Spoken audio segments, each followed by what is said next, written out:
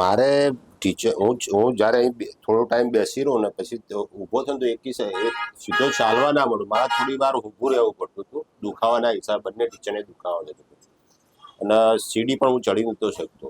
દુખાવો થાય એટલે 2 સ્ટેપ લઉં પછી થોડી વાર ઊભો રહું પાછું ચાલુ. ટોયલેટમાં તો ઊભા ટોયલેટમાં પેલા બેઠામાં બેસી શકીએ પણ જે નીચે એકદમ પલોઠી નથી વળાતી. આપણી પાસે હરેશભાઈ પટેલ કરીને પાટણથી એક પેશન્ટ હતું જેમને બંને પગના ઘૂંટણમાં દુખાવો હતો અને એ દુખાવો લગભગ કહેવાય ને કે 3-4 વર્ષથી હતો. હવે એમને લગભગ 4-5 ડોક્ટરે એમને રિપ્લેસમેન્ટની સલાહ આપી હતી, પરંતુ 52 વર્ષની ઉંમરે એમને સાંધો બદલાવો હતો નહીં. એટલે તેઓએ મારી મુલાકાત લીધી અને આપણે એમને HTO વિશે એમને સમજાવ્યું. HTO એટલે હાઈ ટિબિયલ ઓસ્ટિયોટોમી, જે સાંધો બચાવવા માટેનું ઓપરેશન છે કે જે લોકો સ્ટેજ 2 અને સ્ટેજ 3 ના ઘસારામાંથી પસાર થાય છે એવા લોકોનો કુદરતી સાંધો બચી શકે એના માટેનું જે ઓપરેશન છે તો જેને HTO કહેવામાં આવે છે. તો આ HTO ઓપરેશનનું આપણે એમને સમજાવ્યું અને પછી એમનું એક પગે એટલે કે જમણા પગે એમનું HTO નું ઓપરેશન કર્યું. જમણા પગનું ઓપરેશન કર્યાના લગભગ 3 મહિના પછી એમને એટલું બધું સારું લાગ્યું કે એમણે લગભગ 1 જ મહિનાના અંતરમાં બીજા પગનું પણ ઓપરેશન કરાવ્યું. તો આજની તારીખમાં એમના બંને પગનો જે ઘૂંટણનો ઘસારો છે એ પણ ઓછો થઈ ગયો છે, દુખાવો કમ્પ્લીટ મટી ગયો છે અને તેઓ એકદમ ખૂબ જ સરસ રીતે ચાલી શકે છે, પલાઠી વાળી શકે છે, ઊભા પગે બેસી શકે છે. એ લગભગ 4-5 વર્ષથી તકલીફ હતી. ટ્રીટમેન્ટ કરાવી એટલે બે જગ્યાએ દેખાડ્યું હતું પણ એ એમને કહ્યું હતું તમારા ટીચરનો ઘસારો છે એનું ઓપરેશન કરાવવું પડશે. હું ગયો એક ડૉક્ટર પાસે ગયો, પછી ડૉક્ટર પ્રકાશભાઈ અમીન સાહેબ જોડે ગયો. મેહુલભાઈએ તપાસ કરી એક્સરે બેક્સરે કાઢીને કહ્યું કે તમારા પગમાં ટીચરનો ઘસારો છે અને એના માટેનું ઓપરેશન આવે છે.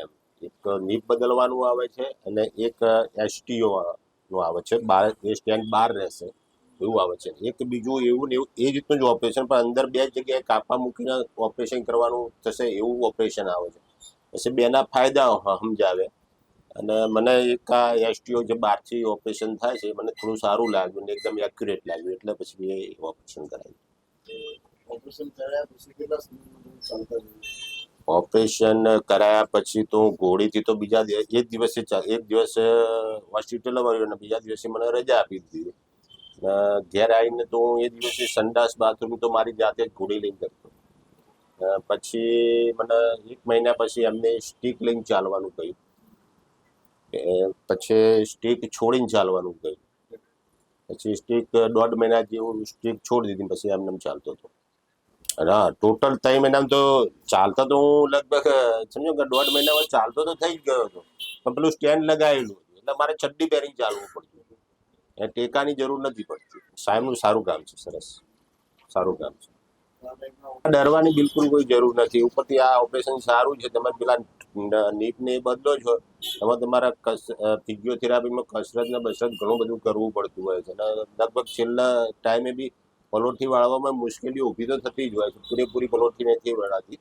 આમાં ફિઝિયોથેરાપીની જરૂર પડતી નથી અને તમે પલોઠી બિલકુલ આસાનીથી વાળી શકો છો, કોઈ દિક્કત આવતી નથી. જે પહેલા રૂટીન પહેલાથી તમે જે પહેલા પલોઠી વાળો ને એવી રીતે જ વાળી શકો. સાહેબનો ખૂબ મેહુલભાઈ ખત્રી સાહેબનો ખૂબ ખૂબ આભાર.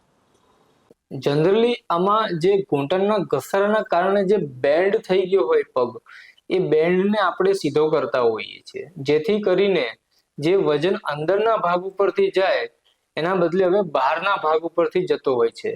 એટલે જનરલી આ ઓપરેશનનું એક લોંગેટિવિટી એટલે કે એના આયુષ્યની વાત કરીએ તો જનરલી 12 થી 15 વર્ષનું એનું આયુષ્ય હોય છે, પરંતુ ઘણા દર્દીઓને 19-20 વર્ષ પણ ચાલતું હોય છે અને ઘણા લોકોને 12 વર્ષ પણ ચાલતું હોય છે.